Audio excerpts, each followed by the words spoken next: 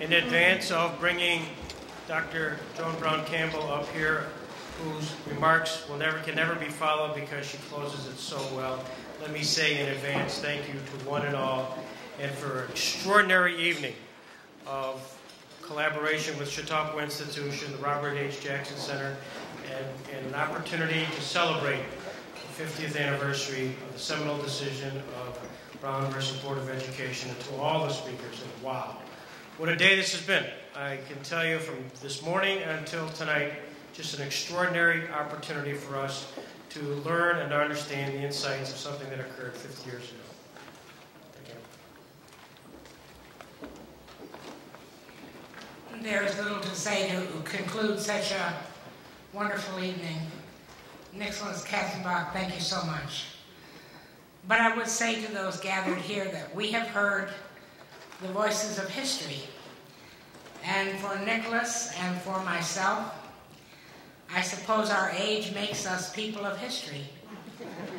I am reminded when my granddaughter came home and said that she was studying Martin Luther King. And her mother said to her, "You should talk to your grandmother. She knew Martin Luther King." And she looked at her mother and she said, "No. He was in history."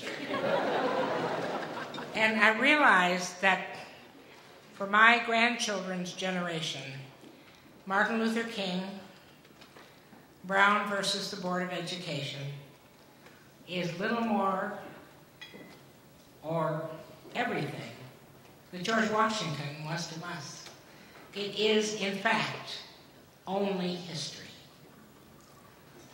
So when we hear this tonight, and we hear what you have to say to us, and we remind ourselves of this remarkable history, what it really says to us is that it is now up to us, not simply to rehearse the history, but the future belongs to us. And so it is for us to live beyond the history and to take from that history all the gifts that have been given to us.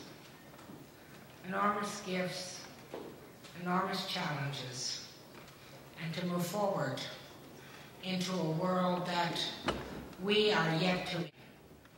And I suppose, since I am to give the benediction, the words of the benediction are very clear, and that is simply to say to the Lord of history, go with us.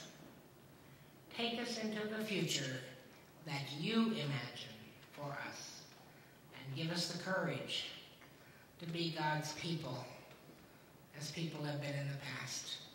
Give us the courage to be your people in a history that is yet to be lived and yet to be envisioned.